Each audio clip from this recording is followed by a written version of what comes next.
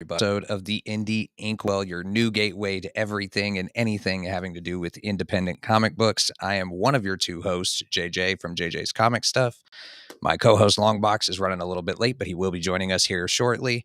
But we do have somebody who's here on time today, and that is our guest, who is Kyle Goodman, the writer, creator, and all around mastermind of Here Walks Monsters, the book we're here to talk about today.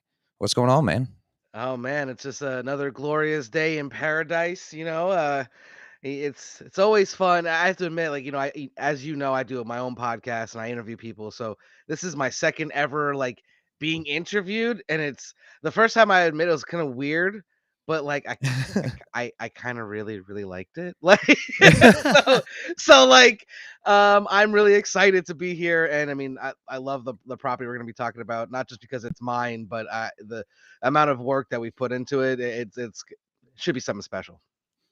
Oh, 100%, man. Like I know a little bit about how much time has gone into getting this made because you and me, we're friends off the internet. So Right. it's like, yeah, I know how long you've been working on this thing, man, and it's pretty awesome to see it start actually coming together finally. Yeah, no, it's been I say it's been a long time. I started writing this about 10 years ago as a novel originally, but um right now with it being on Kickstarter and the realization that it's literally almost to the point where it's guaranteed to come into existence now. Um it's a very interesting feeling because it's one of wary optimism, and almost feeling of accomplishment, but at the same time know that this, even if this is the best launch possible, this is still just a start. Well, hey, a start is better than not at all. That's what I Yeah. always tell people. It's better to actually just try and start than just sit there and mull over what could have happened. So Oh, those before coulda, we woulda, get into this shouldas interview, always are gonna come back to bite you in the end. oh, 100%. But before we go any further in this, I do have to give a huge, big thank you because we're moving up in the world. I have to say thank you to our sponsor for this show. This episode is sponsored by Into the AM, everybody. If you've never heard of them, they are a clothing company online and they have some of the most awesome graphic tees, dude. Like, look at this. Oh damn. Whoo. And this isn't like one of those, like, you get a printed t-shirt from like Target or Walmart, you throw it in the washer a couple of times and the print starts to Yep. come off. I ran this through the washer when I first got it. I've ran it through about 4 or 5 times and it's still just fine. That's awesome. Like, I mean, that look at that. I mean, how many prints Yeah, do that's you see crisp. look that good on a shirt? And when they put their logo on there, it's real subtle down at the bottom. I like that. It's actually sewn in well. There's no itchy tag on the back. This is super, super soft. They've been making stuff since 2012. And you know me, dude, especially like I don't like trying to like sell out things or two things, I should say, because Right. I want to be, as organic to me as I can. But the whole reason I said yes to these guys and decided to partner with them was because of their mission statement, which is they are a group of artists and creators with a shared goal of creating clothing as a canvas of self-expression. So all their designs are basically meant to go along with whatever lifestyle you've got going on. Well, it's interesting you got the owl shirt because you be asking a lot of questions like who.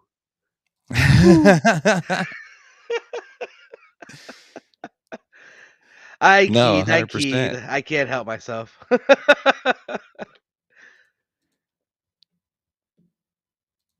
So give me just a second here. There it is. I was looking for the right thing. They've got a great freaking deal going on right now. 3 shirts for $52.95 if you go for the basic tees, if you don't want anything that's super, super crazy. Also, they've got the graphic tees. You can get 6 packs for 10% off. You can get Oh, 3 packs for those are sick. 61.95. That's a good deal for graphic tees because if Hell you yeah. go to a convention or go to any clothing store, you're spending $25, $35 on a Mhm. t-shirt. You can get 3 of them for $60. That's like basically getting a free t-shirt. Yeah. Those are nice too. And they're, like I said, they're super high quality. They're actually like soft and comfortable. I'm not a big printed t-shirt guy unless the stuff is actually either really cool looking or actually quality. Mm. And this stuff is. So if you guys want to check it out, they've got all kinds of different designs. They've got like literally, they've got stuff for space nerds. They've got stuff for like graffiti heads and hip hop. Yep. They've got I stuff. saw those astronaut ones. Those are pretty sick. And I'm not even an astronaut guy, and I was like, damn. And you can either go to their website and use my code JJ Comics for 10% off your order, or you can go to their website /JJ Comics for 10% off your order as well. And yeah, it helps out the show. It helps out a company that actually does something really cool because they're actually trying to build a community around their stuff, which is what we're trying to do here at the Indie Inkwell, trying to build a community around independent comic books. So big thank you to Into the AM. Shout out to them. Hopefully you guys stick around a long time. Now that that's out of the way, let's get into your book, man. Here, It's why don't so you wait, give hold on. everybody First off, I've got to sit here and just be. Look how far I feel like you've all grown up. You're sitting there like let me. I have to do my sponsor spot and everything. I mean, bruh, bravo. I just bravo before we do anything else. Okay, so what do you want me to do? No, let's go into a little bit of Here Walks Monsters, man, because you guys might look at it and think, oh, it's another zombie comic, and on the cover that's exactly what it looks like. It looks like another zombie comic, but it's not. It's actually diving into a much bigger concept, and I wanted to kind of pick your brain Yeah. about that a little bit. Okay. Yeah, absolutely. It's funny that you say it like that because when I initially approached my artist Martin, he was like he didn't tell me this till after the fact, but he was like, "Yeah, when you first approached me about a zombie comic, I was like, I don't know if I want to do a zombie comic as my first comic and everything." And then he read the script and was like, I'm in.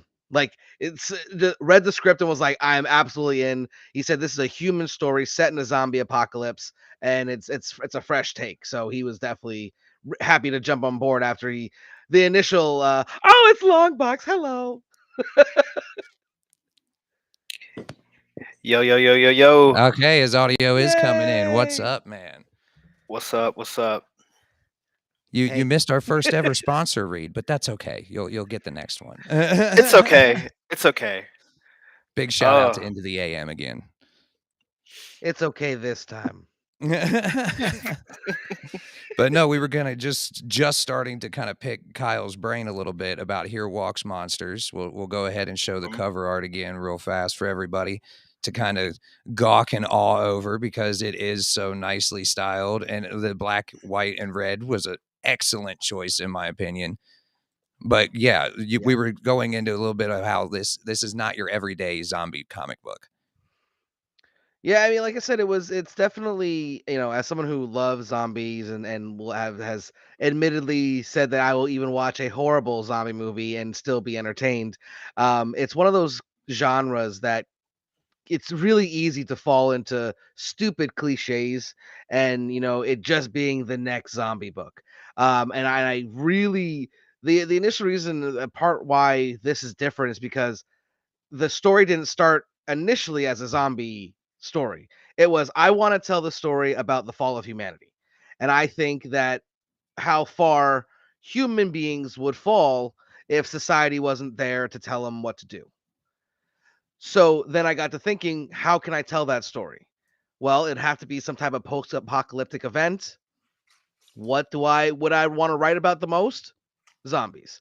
And also, while I hope to eventually write more comics and do space stuff and haunting and supernatural, all that kind of stuff, as out there as it is, it's still grounded in some type of reality.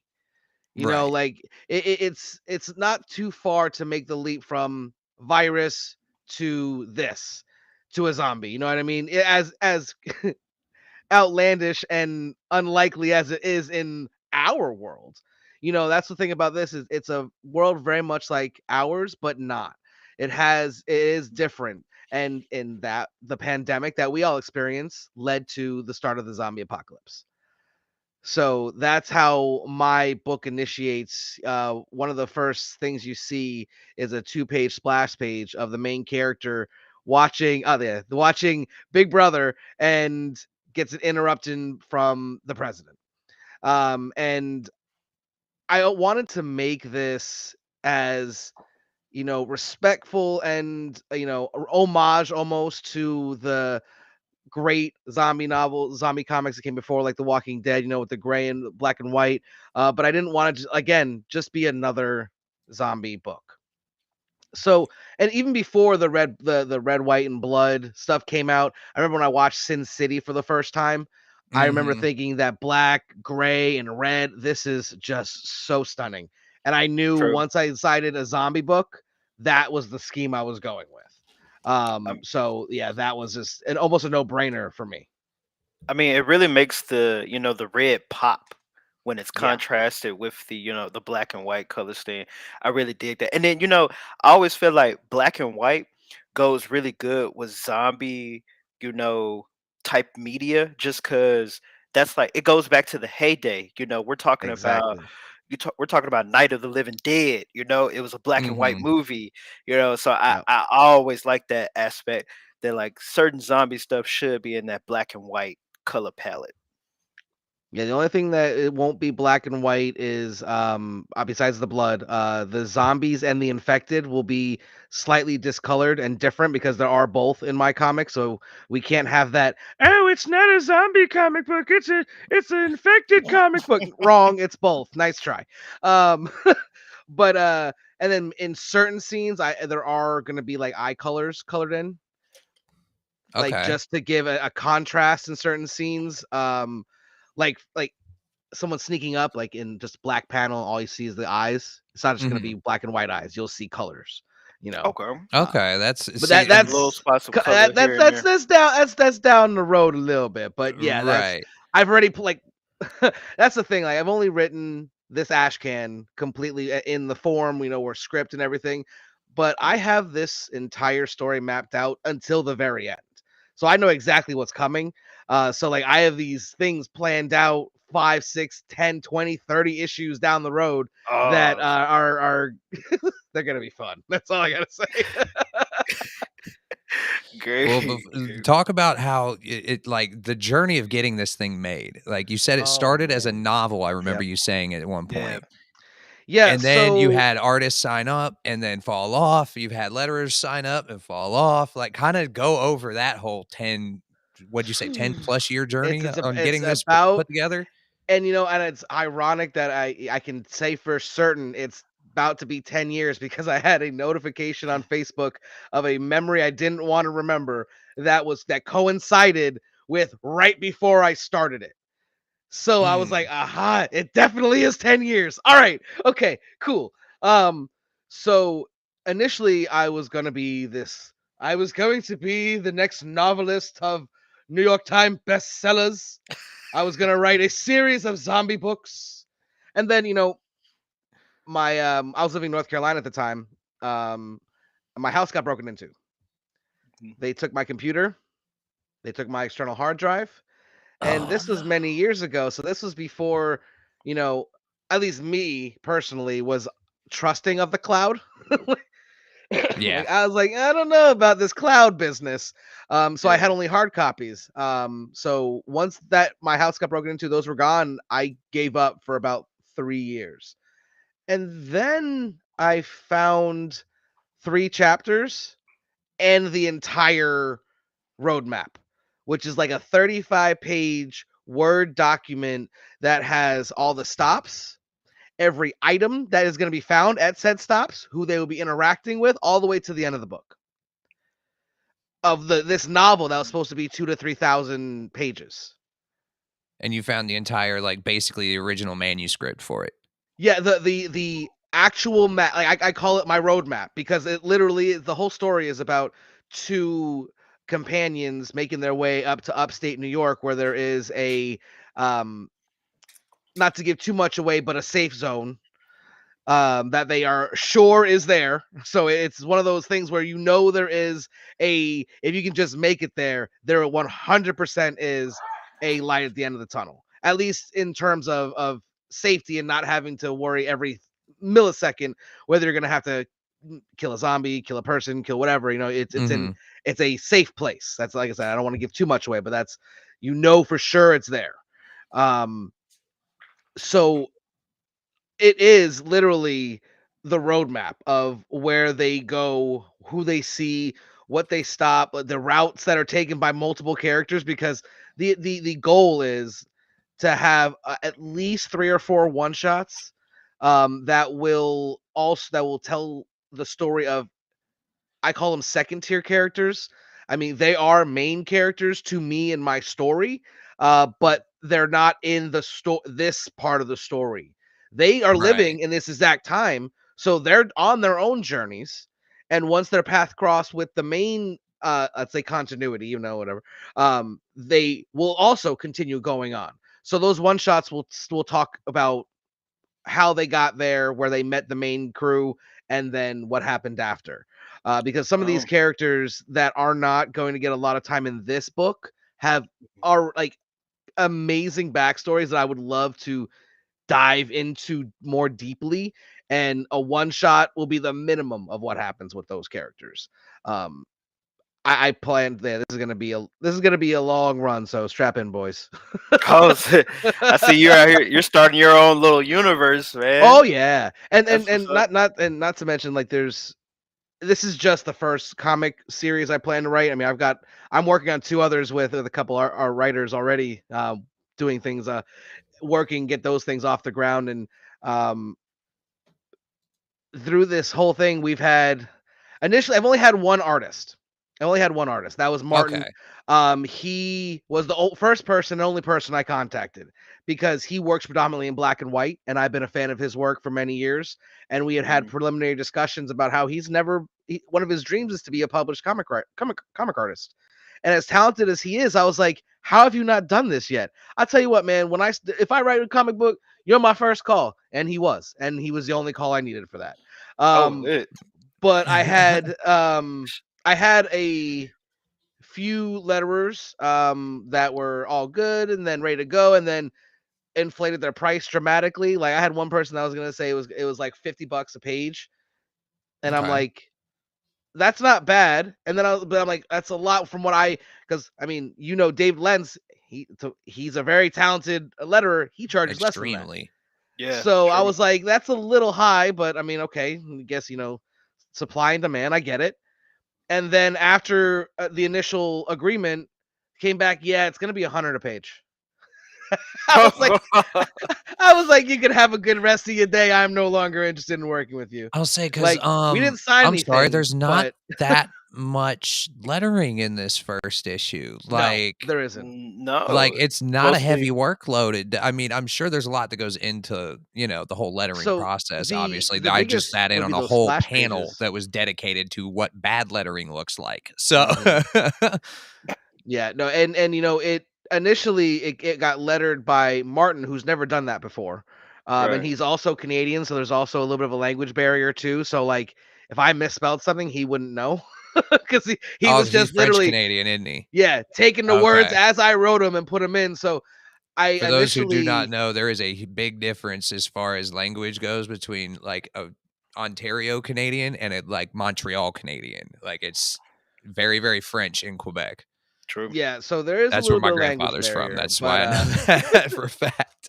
but he initially lettered it. And me being the novice and the gung ho that I was like, we're gonna run with it. And I initially was about to go to print earlier this year, when I went to MegaCon, and I showed about 5 or 6 creators who have not only made their own indie titles or have worked Mhm. on established titles. They all said a variation of the same thing. The art is amazing, the story is interesting, but the lettering sucks. I even had someone straight up look at me and I said, "Dude, your lettering's trash." I was like, "Oh, Lettering matters, man. I think a and It lot of does. people forget. I've even it said it can does." kill a reading experience for me if I have to go through 100 bad lettering to get through the book. 100%. And be honest with you, I may have kind of knew that, and I was hoping that no one would say it, and I would just print it out, because this is in my head. It's the ash can. If it's really that bad, when I put the issue 1 out, we can fix it. Right, But but if you not don't put when that initial multiple product people. out that looks good. they're not going to want it. They're not going to come back for issue 1. Right. So we went back to the drawing board. And I tried to find some letterers. Like I said, that one guy went crazy with the numbers, and then I reached out to Dave Lentz, and he was interested. He's like, "Yeah, this looks really cool, but I don't know if I'll have the time." And then he reaches back out to me. He's like, "Hey, I'm sorry, I can't commit to it. A project that got canceled just came back around, and I had already signed a contract for it, and I won't have time to do it." Which that was my, that's a sign from the universe. If the letterer that I respect so much doesn't want to help me do my comic book, I must not be on the right path. And I did. I kind of moped around for about a month, and I was like, that's it, it's over. And I remember then, that. yeah, my good friend John from NCase Comics reached out. Was like, "Hey man, how's your comic coming?" I was like, "It's not. It's done." He's like, "Oh, it's coming out?" "No, it's dead on arrival." He's like, "Why?" And then he talked me off a ledge, first and foremost. And then he goes, "Well, I'm writing a book too. I have a letterer. Maybe you reach out to him and see you guys can work something out." And we did. And he did a test page, and it kind of blew me out the water. Like, I was like, "Oh my God, this is amazing. Okay. Yeah, let's do this." And yeah, this is the only page that he didn't letter. This is actually Martin's work, because he went in and actually drew the crackling of humanity as it crumbles. Mhm. And but every other page, like, he was so good. And I got lucky with Martin, because I would write things in the script, and he would just kind of knew what I meant, even if I didn't do it right. like this page, for instance, I did not put this script wise in a way that should have had it work out the right way. I went back and looked at the script and was like, "Holy crap. How did he get this?" Well, you know what? Good. He got it. And then I did notice later on with the letterer, Tyrone Jackson, he doesn't have that rapport with me, because Martin's been working on this for me for about 2 years. Right. So he just kind of knows what I'm doing. So I know I got to be a lot more, succinct and true what I wanted. Because what happened was, in this lettering process, initially he sent me some stuff. I didn't like it. And then I was like, "How about this? This is my plan. This is my idea." Because I want to have the lettering for the two main characters look different. So if they're off panel and they talk, you should be able to tell who that is. Mhm. Because the reader will go, "That is this character's speech bubble. Awesome. I know who's talking." And I've seen it that attempted in a lot of books. It's rare it's done right. This is my honestly my naivete that's just making me go full. I'm gonna get it right. I mean, unfortunately for me, I'm ridiculously OCD when it comes to things like this. So like, I pride myself on the ability that there will never be a single plot hole in this entire story. Like, I'm going to make a contest about it. Like, if you can find a plot hole that is a legitimate plot hole, you're not just, "Oh, let's just grab this straw and tie them together." Right. No, like, if it's legit, I'm like, "Damn, you got me. You got me. All right, I'm in. You have successfully just done it. Let's go." All right. But yeah, because that's one thing that bothers me in a lot of things I read: continuity errors and simple things that aren't as simple as we think. True. It's just more of ridiculous, unrelenting attention to detail. I mean, I'm and you so know picky. somebody's gonna point it out. The moment you mess up, somebody is gonna point it out. That is that's how it always is. Well, because some people, like, they'll read over the same, like, say there's like a typo in a book. Some people will read over that same typo for 20 years, never freaking notice it. Yeah. Other Well, people hold will on. read it the Wait a first minute. time and realize it immediately. That might be a typo. That's not a plot hole, okay? No, but I'm just using that as an example. Like, you know what I'm saying? So, like, Yeah. picture the person who sees the typo immediately and points it out. Think of how fast they're gonna find a plot hole. I hope they do, because I want to say I don't want to say I talk shit, but I've definitely made comments like, "It's not that hard to make sure all the continuity, everything lines up." Well, I'm now writing something that will have to keep continuity accurate and correct. I want to be checked. If someone finds something that I messed up on, absolutely call me on it, because I'll real quick to make a little plot hole issue next issue that closes that some bitch. But I'm telling you what, like, I appreciate you pointing it out for me. Hit him with the dear reader. Thank you. Oh no, I'm gonna hit it with a Uno reverse. That was a dream. Gotcha. Ah!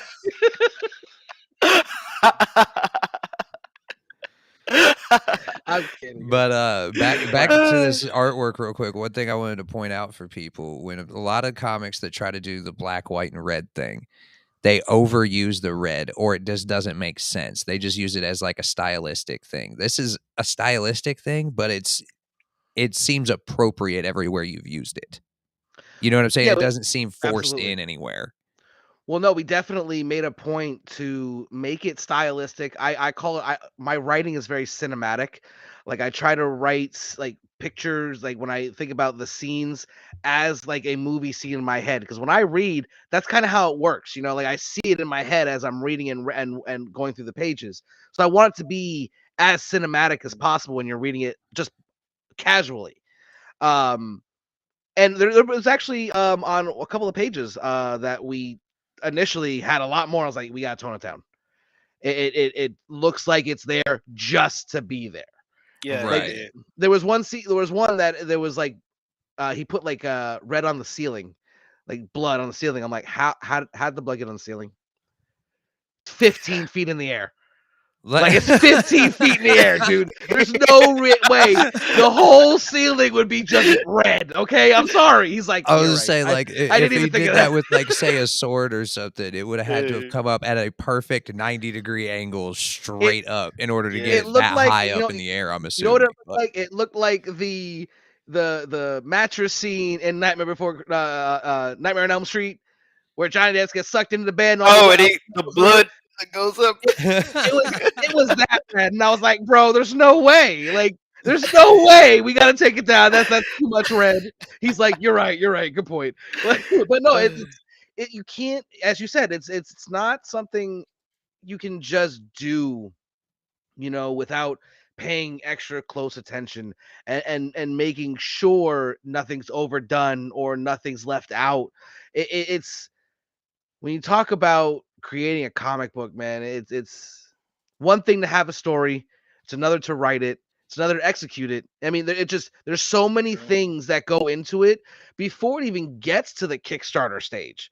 Like I don't know how many times that we've had to do adjustments or something's happened. Like one of the external hard drives that Martin had that had the original work on it got messed up, and when we had to, because it wasn't the right format, so we had to adjust it. And he was like, "Dude, I don't have it." He's like, "I'll redo it right now." He's like, "I'll redo it right now."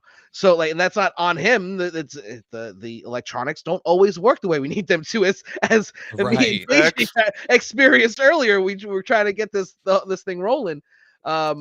Yeah, So, I mean, we were definitely experiencing some technical difficulties right before the show started. I'm amazed we got it all running on time. I could see him. I could hear him. It's He couldn't it's see the or hear Longbox me. curse, man. I'm sorry. No, that was before you were even in here. Like, Oh yeah, we can't. Listen, we love to blame things on you, but we can't blame this one on you. You weren't even here for it. There was no That's right. Longbox juju. This is the first episode, so it's not like there was any lingering Longbox energy. right? This is Yeah, no, that's so just- like this one ain't on you, my friend. Great. I'm honored. Glad. I'm gonna take this W. Okay. Listen, you gotta take them where you can get them. Listen, That's I'm that type of person. Like, oh, I gotta win. It was a little one, but I don't care. It's a win. facts. So Oh, tell man. us a little bit about this main character, man, because from the first time we see him to the end of the ash can, which I'm not going to give away completely because, we haven't given a spoiler warning and you asked us very politely not to.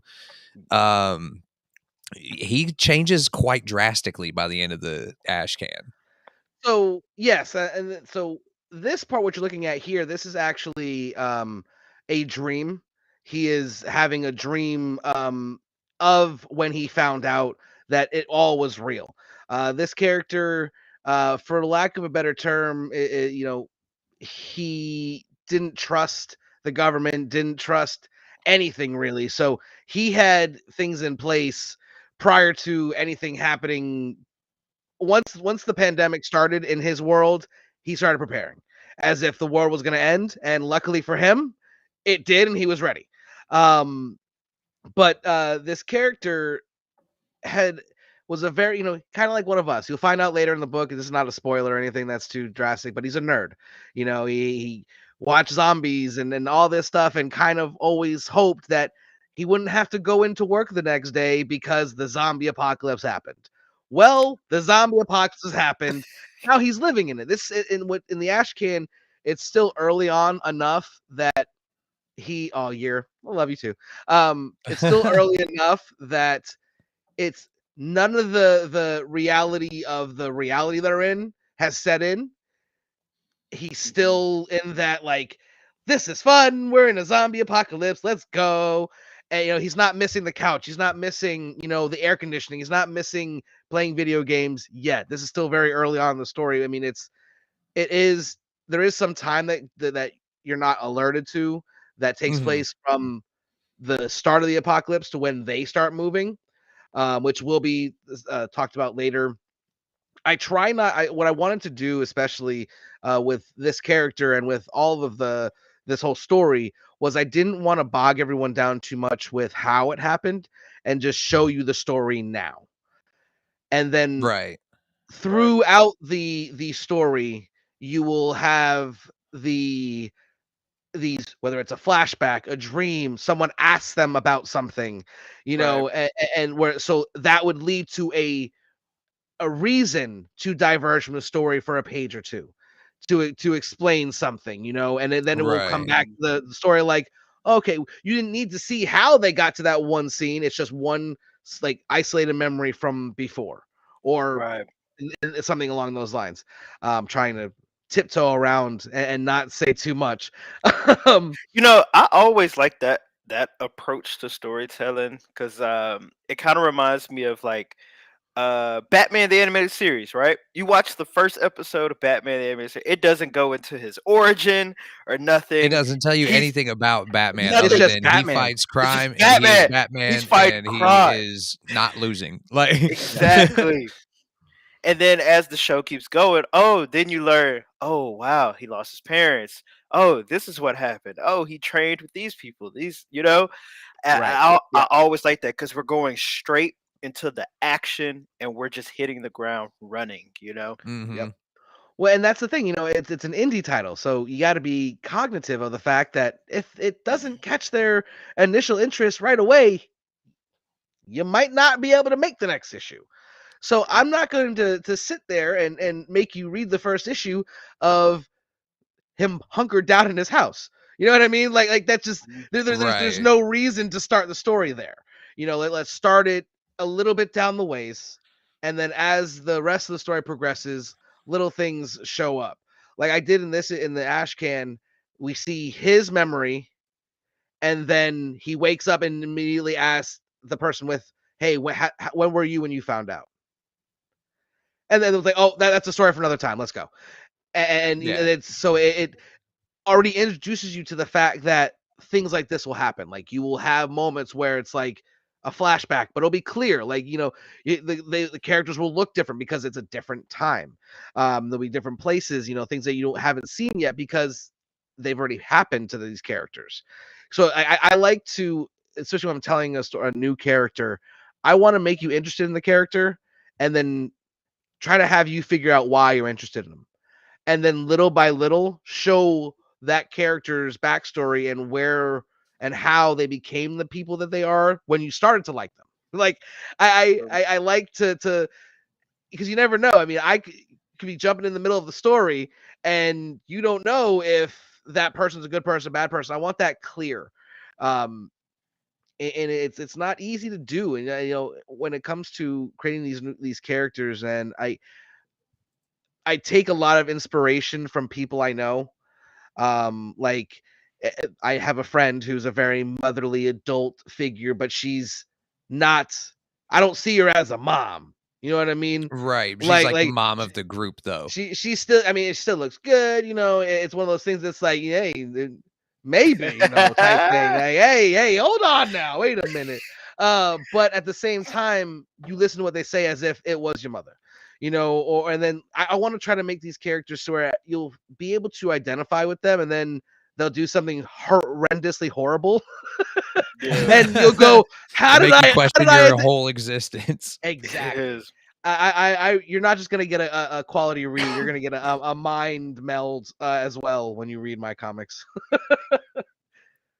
And yeah, everybody listen to You're the Collector. He says, "Here walks monsters, everyone. Check it out," which you can do right here at this QR code on the screen. You can scan that sucker real quick and go ahead and back the Kickstarter for the Ash Can, and that way we can make more issues of this amazing freaking zombie story. Exactly. It's almost done. It's almost funded. Yeah, it's at 90%. We still got about 2 weeks left, so very promising. I have learned over the last couple of years that until that egg hatches, it is not a chicken. So as of right now, it is still just an egg, a really nice egg. I need to use that is looking very that is very pretty, and I'm gonna clip that out just so I could write down what you just said. I don't want to, I don't want to come off as sounding like not it's called Here Walks Monsters. I don't want to come off as not grateful, because I will admit I'm completely shocked. I was talking to a couple of my inner circle was like, I'm gonna have to call in every favor I got. I'm gonna call in every favor, make sure this gets funded, because if I don't, it's not gonna get funded. I have no chance. I was talking like, man, all right, I'm not gonna call in every favor. If it's not at 50% with a week left, I'll call in the favors. And then it was at 50% in like 5 days. I was like, what is going on here? It's been really, it means a lot. The amount of support and the kind words and the honest feedback that I've got from this community. It's nothing short of amazing. I mean, I can't thank all of you enough. I mean, Year, for instance, I mean, that guy has been such a instrumental. I've bounced so many ideas off of him that he's like, that'd be awesome. Cool. And I would literally go and start. Hey man, you're not alone. I ran the logo ideas through Year as well for this show. So I mean, like, if anybody doesn't follow Year the Collector, go ahead and shout out Year the Collector, because he's the GOAT, one man. of the most supportive people of his friends I've ever seen in my entire life. Yeah, no, he really is, and I can't, and I appreciate it, man. But you call us the GOAT, man. You if you want to consider us the GOAT, you in the GOAT category as well. So you can't dish it out and not take it, my friend. You know what I'm saying? It's definitely facts.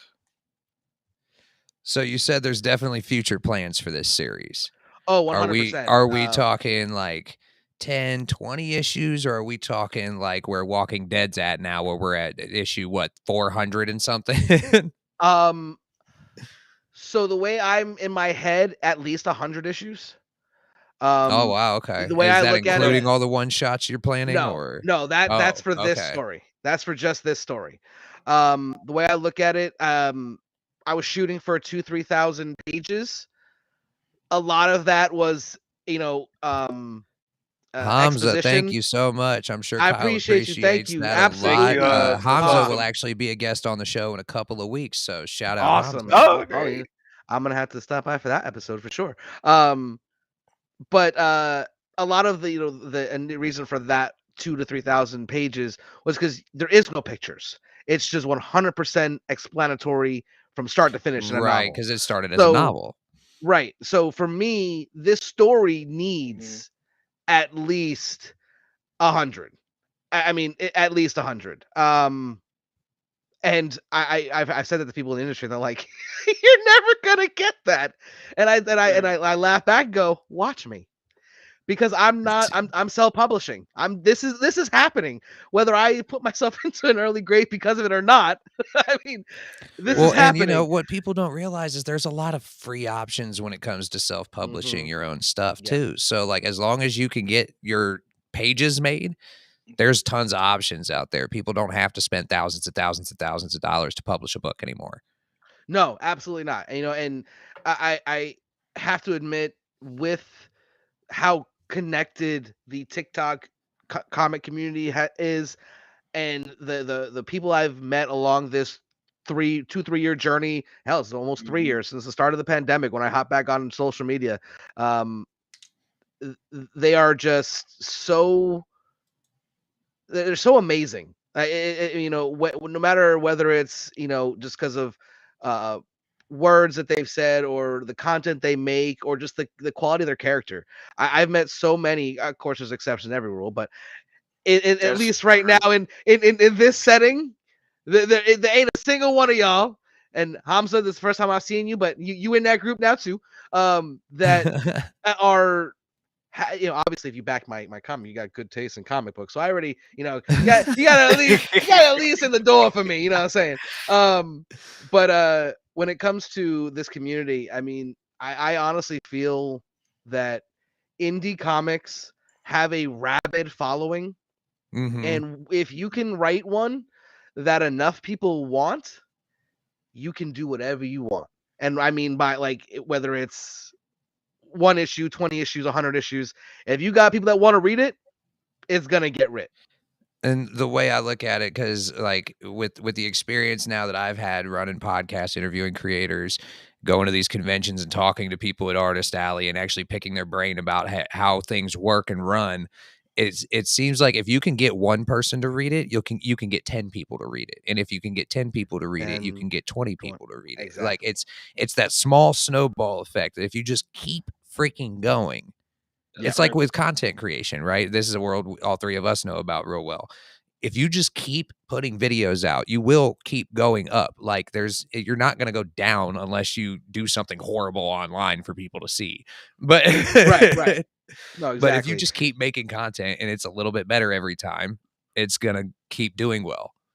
The Yeah. same thing goes with indie comics. If your first issue comes out, your first issue of your first book's not going to be the best. It's just fact of life, right? But That if is you true. keep putting more and more issues out, it's going to get better and better and better and better and better. Yeah. Theoretically, most of the And time, Well, art. yeah, that's how it works. in theory, yeah, absolutely. And that's the thing, especially when it comes to indies, more so because when you talk about Marvel and DC, they've got the same rabid fan bases, but a different kind. Those are the ones that buy it no matter what because of a specific character. You don't True. have that Which so we're all much in still guilty indies. of too, I'm Oh, sure. absolutely. I'm not knocking that at all. Don't get me wrong. I am definitely not because I like Marvel and DC just as much as the next. But when I want to read something, not just Mhm. like be entertained, I go to the indies Yeah, the because superhero in my books opinion, are, those are brain candy. That's all yes, that is. yeah. But Hey, now, come on. I'm not saying there's anything wrong with that, but if I wanna listen. read something that's like, if I don't want the wrappings of the superhero around the story I'm trying to read, Exactly. then Yeah. indie comics is where I go. I mean, I would say I've had a far the more enjoyable experience reading indie comics. You know what I'm saying? Yeah, Because like you also feel like the characters have stakes. You know, yeah, exactly, Mhm. exactly. Yep. so you're when something when your character in an indie comic is put in a position that you don't want them in, you're legitimately worried, Yeah, right? Because if that exactly. character the writers decide to make that Hmm. character die, 9 times out of 10, probably 9.9 times out of 10 in an indie comic, that character's gone. Yeah, And I mean gone, gone. yeah, and not coming They back. might be Nope. referenced. They might have a memorial somewhere in the A book that dream people visit now sequence. and then, a couple dream sequences, but that character's gone. Yeah, Yeah, Like yeah. yeah. There isn't any way to resurrection stones or or None of that. any Krakoa or whatever's going on with none X-Men of right that. now. But yeah, that's what drew me also to turning the novel into a comic book because while you can get the same rabid fans for a book, I feel like when because there are certain people that will just follow an artist because they like the way they draw. Same thing with writers. I Mhm. feel that once the people see this team that I have, that's going to happen. And I've already seen some of that when it comes to Martin's work because people know Martin. They're like, Martin's your artist. Oh yes, and I he's just so talented, and I this is my running joke with my team. Like, if this book doesn't do well, it's definitely not the art that's going to do it in. It's going to be my story. So I got to bring my A game, because his art is next level, and I have to match that. Yeah, yeah. The art is wonderful. I actually like the. It gives me like samurai vibes too. Yes, I don't know. Yes. I don't know if that was intentional, but it's like, 100% to the oh point yeah, where in the script it mhm. says as a samurai. Yes, I kid you not. I wrote because he didn't because like again the language barrier. So like I go, how do I say what I want to happen? All right, picture he's a samurai in the zombie apocalypse. He goes, oh, I got it now. I got it. I understand. And literally the next like the page that came after that was perfect because once he You understood just the had to get that characters. visual cue in his head, and once he had it, it yes, was good to yeah. go. I think initially he thought it was more of like a brawler, like almost like a Wolverine style, Mhm. where he's just berserker and all that stuff and everything like that. Mhm. But when I told him like, yeah, he's more like a zombie sensei, a zombie samurai than anything else, he was like, oh, okay, got you, and boom, it just went flying off the handles from there. Yeah, he kind of looks like Yojimbo from that like old Japanese samurai movie. You Yes. know, especially like with the hair. It's like Yeah. slicked back and it's in like the bun, like massive samurai vibes right there. Well, and I what would I always think about things like this, like what would make a really cool movie? A samurai, like zombies in freaking feudal Japan. Someone write that down. Someone write that down. Actually, funny enough, I think I was scrolling through Netflix one time and saw a movie exactly what you just described. Amazing. It And was like it could have zombies been, in it feudal literally Japan. could have I been think it was had more like of like spiritual, like demon-possessed mm, zombies rather than but I can't remember the name hey, of the movie. I'll tell you what though, I bet you even with like a $3 budget, that movie was still amazing. Oh, yeah, and actually, I like, dude, I have seen some of those movies from over there that like, say they're low budget films. They don't look it. What they are able to do with a low budget Hey, blows my mind, dude. hey, the Japanese care. Like their craftsmanship in Mm-hmm. film, Is man, unmatched, dude. it's amazing. It's Yeah. amazing. But no, So And the you fact, definitely and the get the fact, cinema vibe off of your book too, yes, because the it's fact that we could definitely see written that. that way. right, and I made a point to do that. And the reason why samurai fighting zombies, sign me up. The reason why You for can get it right me there, Hillbilly. Go ahead and scan that QR code. You can back the project on Kickstarter right now. when it comes to this story, you know, I wanted you to have that manga feel, but I didn't want it to be a manga. Because I'm gonna be honest, I haven't read that many. I don't want to disrespect the medium because I don't know enough about it. I Mhm. was not going to make a manga with no manga experience, but I did want it to have that vibe.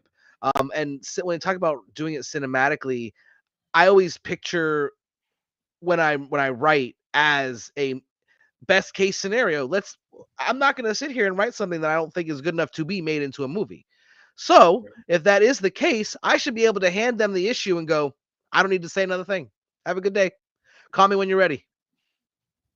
Because they Yeah. will see cinematic elements that are easily transferable. I did not want it to be, and I'm not writing it to get an option. I don't care if that happens, but if that comes down the line, I You want it to wouldn't. be as friendly to that medium as possible, basically. And what I always say that comics are the most malleable type of entertainment you can get. You can tell any story on it in any format with any Mhm. genre, and do it your own way and still have your own spin on it. So if you want to write it in a cinematic format, I mean, I think it makes the pages more entertaining to read because and that's one thing that took a long time was getting the flow of the lettering and the images together because even as someone who reads a lot of comics, you don't always know where to look. In my book, Mhm. it shouldn't be that hard to figure out what the next panel is because it should flow as if it was a moving, like, a moving script type thing. No, even in the art, like I can see the motion. Like Yeah. like you can definitely see the motion, and I love that. I don't know. I guess Martin did a great job with the art. I know we've been praising the art like this whole entire It episode, but deserves the praise, though. Yeah, the fact that absolutely. like I mean, you I know can you didn't give us a whole lot literally of samples to work with see here. it. I got to keep showing the same things over and over again, but we're also trying not to Yes, spoil the book for everybody. Yeah. like right So here, that little flip, like you can feel the motion. Like you can tell, like yeah, I and love. that's somebody can Oh do my another that. thing god, right there I that's not love always that. done well. You'll see scenes similar to that in other comics, even big mainstream superhero comics, and it just doesn't look realistic. Like, it doesn't look like a person's body should be able to move the way it does in some of those scenes. This one actually looks like, okay, you could see where he crouched down, he jumped up, he kind of pushed off with his other foot to flip, and then he landed it back down. Like, it That actually looks page. like a Oh. realistic movement. Well, you want to know why? This page was a hard page to get drawn, um, until I gave him a little piece of information. I didn't think to say it, but I go. He didn't understand what I meant with the flips. He had no clue. It's like I have no clue what you mean by this. I don't know how to draw that. I was like, did you ever read Daredevil in the 90s? He was like, yeah. You know how when he jumps, you kind of see the different. It's looks like slow motion, but it's really just the same image, slightly changed. And he's like, oh, I got it. Boom. And then that's what he came up with. Because and again, trying to pay homage to the industry that I love so much that I would love to be a part of. I want to honor what worked, not because it worked, but because I liked it, and it's part of the reason why I'm doing this now, because I see myself going, I want to do that. I want to write my own story. And when you can pull on elements of the many years of comics that you've been reading, it just makes it that much more fun, entertaining, and that much more I think quality goes up when you have a true joy for the medium.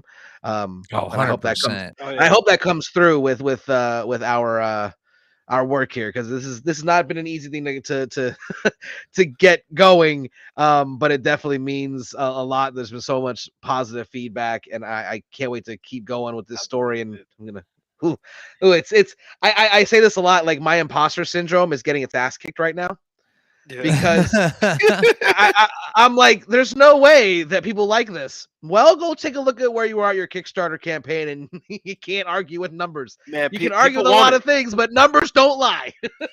I think it's a lot People of want it it. has to do with people are hungry for new stuff right now.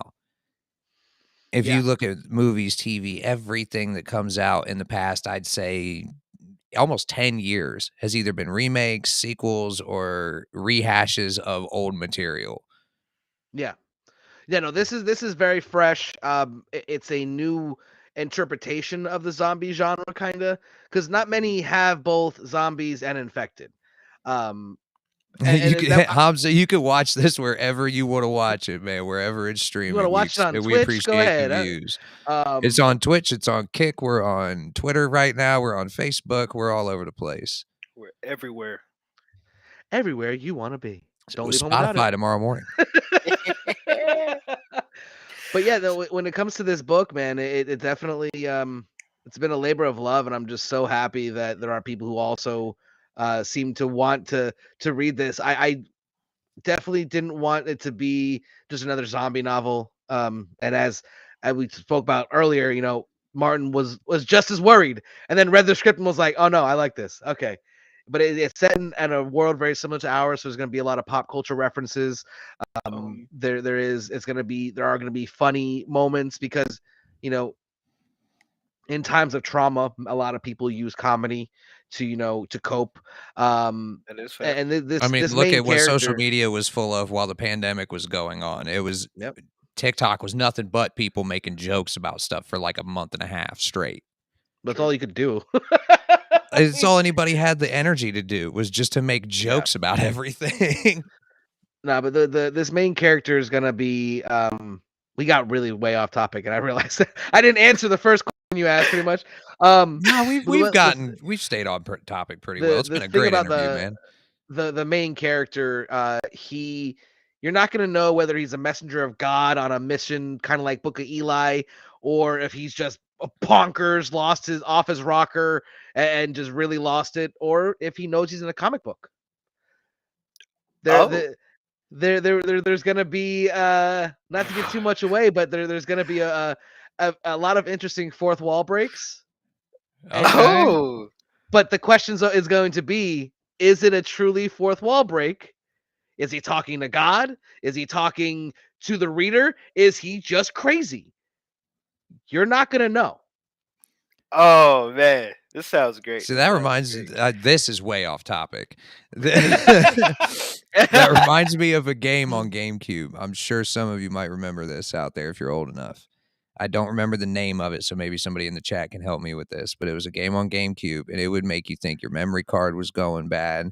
It would make you think that your TV was failing. Like it would turn off your system and turn it back on and change the whole layout of stuff. And it was a JJ, game on. I think your GameCube was just possessed, bro. No. That's It what was a I'm talking, game. man. That's what It I'm was a talking, game man. that was Oh, programmed to do all that because it was like a supernatural like horror game. You know what I'm saying?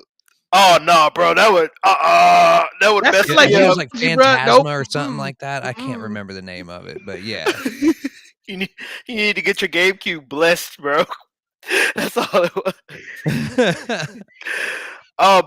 So Kyle, I do have one question, man. Like, Yes. so what kind of writer are you? They always say there's two types of writers, especially when it comes to comic books. You have the writers that are like, I have my beginning and my ending already planned out for my series. And then you also have writers like Larry Hama, where, oh, I'm just gonna keep going. And if it ends, it ends. If it doesn't, I'm just doing whatever stories that come to mind for my characters or whatnot. So what kind of So writer are you? I think I'm a little bit of both. More leaning towards beginning and end. Like I said, I know the the path the characters take. Now I'm gonna let the story guide me. So if I write something or I come up with something that isn't on the initial map, and I think it's so good I have to include it, maybe I change it and add it to the map, or completely divert and get back to the map after a detour. I definitely don't want to say that I'm going to walk the line, and the line is perfect, and I will not adjust it any way ever.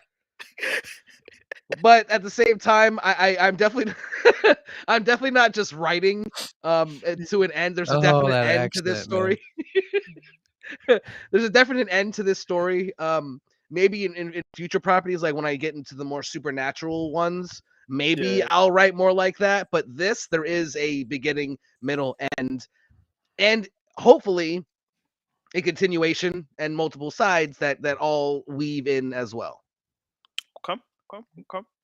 That's dope though, and I But do for this like the title, fact for that you're sure. not like kind of Yeah. locking yourself into a certain thing. Like even though you've got a The beginning, middle, and end planned out for this, you're still leaving yourself open to like, oh, if I think of something good enough, though, we might yeah, be well, able to veer off in this direction with a spin-off or something the like only that. thing that is 100, I know exactly how the main character is going to die. I have it written. I didn't write the entire book, but I wrote certain scenes in like a vacuum almost, and was like, I'll find a place to put this shit. I don't care. Like, but the end of that main character came to me. How the final issues will end, I know that is set in stone. There is no Okay. way around that, because Gotcha. the especially with this title, it has to have an end. Yeah. It can't be one of those stories that, like, there could be more stories in this world, absolutely, but this Right. story That's more what is I was about the saying is where like journey. if you come up with an idea in that same kind of Oh universe, yeah. then you can go Well, off with a spin-off series or whatever you have you. I do have a few, like I said, one shots already planned, and I have the continuation of the story, but it would be told from a different character's point of view, so it Okay. wouldn't be this. Um, yeah, I mean, if I write a character that like, if I say fans, like I'm a big person, big time already. The fans the readers like a lot and want to see more of. Yeah, sure, I'll write some one shots and some spin-offs if they listen. You want to read it? I will continue to write it. It's that simple. I think that's how it should See, be, you know. that's how If it should people be. demand, then Give the people what they want, right? Well, not for nothing though. Even if they don't like it, I'm still gonna keep writing it. I mean, that's just how you keep your sanity, you know. I have come this far. I will not turn away now. Well, and especially for a creative, you know, like you can't like even if Yeah. we get 0 views on a video, we still make another one. Right. Yeah, Absolutely true. Listen, I've been like, very humbled in these last couple years, man. I'm definitely I get one view, I'm like, that's what I'm talking about. I was say I get something that doesn't completely tank, and I'm a happy camper, man. I get more than 5 or 10 views on something, I'm like, all right, it didn't fail. Like, Yes. We're gonna see how I do when I make my return to TikTok. well, this is basically your official return to social media at this point, man. Our good buddy here, That Longbox is it. Entertainment, is also a member of our fabulous armed forces. He's a member of the Air Force, and you don't always get to pick your work schedule. So you were kind of MIA there for about 6 months. That is true. That is true. That is true. But I'm back. I'm here. I'm ready to go. Let's get it. Got this brand new show, which you You guys have know. been watching the very first episode of the Indie Inkwell. If you didn't catch the video episode, the whole thing, it will be live as soon as this is over. You can go back and rewatch the whole thing. And if you want to listen to it, if you want to listen to your podcasts in the future, it will be on Spotify Thursday mornings, 9 a.m. Eastern Standard Time. Sorry, people. Oh my gosh, I could not get that out. This has been one of those days, man. Oh, it has. It has. It has. But also, before we get out of here, we want to make sure you guys have another opportunity to scan this QR code. Make sure you go over to Kickstarter. Back Here Walks Monsters. It is well worth the read because we've gotten to read more than you guys have. So we know what happens in the ash there's can. a very small group of people who have read it, and those people, I respect their opinions so much that when they tell me I got something, I knew I had something. And I'm glad that I picked the right people that would give me honest feedback and not just blow smoke, because I probably would have crashed and burned already if that was the case. Oh, you already know, man. I don't talk about a book if I don't like it, because I don't like to put the negative energy out there. I know Longbox is the same way. If we don't like something, we're just not going to discuss it. That's facts. If we didn't enjoy your book, we're just not going to have you on. You know, like that's kind of how it goes. And I'm glad. I'm really am, and that's the thing that we spoke about this off air, JJ. How the creators of indie comics, man, they don't have an outlet for this, and if I can be at the first one to join the fight on the this awesome podcast, I'm happy to be here. And one thing I want to say is if we do hit the 100% funding, there's going to be a really awesome set of little stretch goals. The first of which is going to be a 11 by 17 print of the actual cover one for the first issue.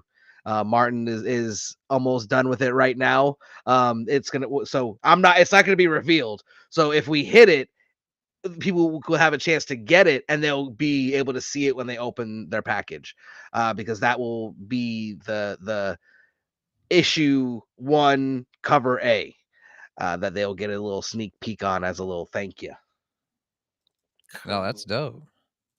And you're not going overboard with all the extras and add-ons either. Like some Kickstarter campaigns I see, they've got like 40 or 50 add-ons, and it's like, dude, who's got money for all that stuff? No, and I tried to make everything. The only things that I thought were maybe a little bit too expensive, even me as one who made it, was I gave 5 people a chance to actually get in the comic book, and those sold out already. I thought for sure that I would have to be like, hey, dude, do me a favor, just buy that. I just so I can get this thing funded, type thing. Like right. That's kind of what my thought process was with putting those. See, for those of us who do not have the artistic ability or the patience to try and write a story, to be involved in one at all is like, yes, sign me up. I don't even care if the book's good. If I can be in it, that's cool. Like, I mean, think about it. Think about it. Like, I'm guessing we're your first interview about this book. Second. Second. We are the Okay. second. Yes. You know what? Number 2 is good too. Okay.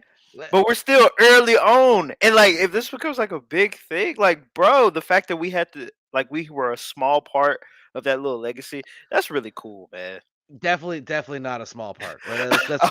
Let's get that out the way right now. Yeah. Not only because this is your first episode to have me on, that's huge. 'Cause what if this blows up? You know what I mean? What if you're the next comic book podcast that has 10 million followers? I got lucky enough to be on your podcast. You know what I mean? Like I definitely don't want to downplay this at all because you guys are like, and I've spoken to you both off air about how much I like you guys, you know. So this is not just me saying it to say it, you know, but you got something here, you know. This and JJ, we've been talking about this. It's definitely needed, and I'm just happy to be a part of it, and I'm happy if you know anyone goes and backs the Kickstarter, you know, that's great. That means a lot to me and I appreciate it. But I'm gonna be honest, like I said, this is my second interview ever. I love being someone asking me questions. I'm used to asking all the questions. So when someone's like, hey, we're gonna interview, I'm like, you want to know more about me? You want to know about my creative process? Oh my god, I can talk about that for hours. Let's go. It's like you're the pretty girl at school, right? Like, and I've never been the pretty girl or guy at the school, so this is a new feeling for me, and it's I had to understand why they're so vain. I get it. I get it. Oh, well, this has man. been a blast, man. You're definitely gonna have to come back on with issue 1 when that starts, because sure. I already know it's gonna come out because this Kickstarter is going to get funded. We don't put out the hopefully is and the maybes around here. We're gonna put that positive energy out and say it's going to happen. We speak things into existence. I appreciate y'all doing that, but like I said, until that egg hatches, I ain't got no chickens, and I appreciate the support, and I love it. The egg ain't totally laid yet either, so you know. The Wait, does that even work? laid. No, the egg is laid. You just ain't crack it yet. There it is. Anyway, guys, if you've enjoyed this chaos and want to help support the show and help us grow the indie comic book community, there's a couple ways you could do that. You could scan that QR code right there. I don't even think Longbox knew this. We've got a small merch store. You can get shirts, you can get hoodies. There's I don't remember if we made a hat yet or not, but we're going to. I know that. So you can do that. Also, if you really want to, you could go over to our sponsor as well, Into the AM, and get 10% off of your first order with either code JJ Comics, or you can go to intotheam.com/JJ Comics and it'll give you the same discount. Is there anything else you would like to plug, Kyle, before we let you get out of here? Yeah, you know, I'm helping build a new community over on a new social media platform, Junkie. It's a kind of a crossover between TikTok, whatnot, and soon to be also Patreon and Kickstarter, all rolled into one. I've been messing around on there. I've been talking to some people involved with the app. It seems it's got a lot of potential for sure. Yeah, it's still early. They've been focusing on strictly digital. They're now doing physical stuff. I am actually the head of the comics division of Junkie, so I can help get people on if that is what you're interested in. But we really want to create a community over there. It want to be different from all the other social media platforms and the different selling platforms where you can go see and interact with the people and it be more like a true community versus what other apps and other platforms claim is their community. Like if you look at TikTok, you got views. I just started TikTok for Here Walks Monsters, the comic book, right? Same exact video, same exact hashtags at almost the exact same time. I would do one then the other. They get the same amount of views. I have 35 followers on the comic book and almost 2,500 on my main account. Same amount of views. Getting people to go to multiple places is difficult, man. Like it just is. Well, but I'm so like I just that's the thing with Junkie. We're trying to make it so it is not having to make you go multiple places. Right. You create your community there. crowdfund there. Paywall for private, chats and stuff like that. Nothing inappropriate. When I said private chats, I was like, wait a minute, that sounds naughty. No, it does not have any OnlyFan functions. Okay, just making sure. And on that note, I want to thank everybody who's been hanging out in the chat with us tonight. Everybody, you've been super awesome. Everybody's been really supportive of the show so far, on and off air. So thank you guys, everybody who's been helping us out plan the thing, giving us advice, giving us some artistic tips on logos, things like that. Anybody who's tuning in, thank you so much, because we can't do this if nobody watches. There's really no point in doing it. And also, if you want to be on the show and get your next project talked about on here, then feel free to shoot either myself or Longbox Entertainment an email. You can find those links in our descriptions on any of our social media platforms. My name is JJ. His name is Longbox. That is Kyle down there. I pointed the wrong direction for Longbox because my camera's pointing like that. It's okay. But yeah, everybody, thanks for tuning in, and stay tuned to the very end of this little outro clip to get a preview of our next guest next week. Everybody, please be safe, be kind, and take it easy.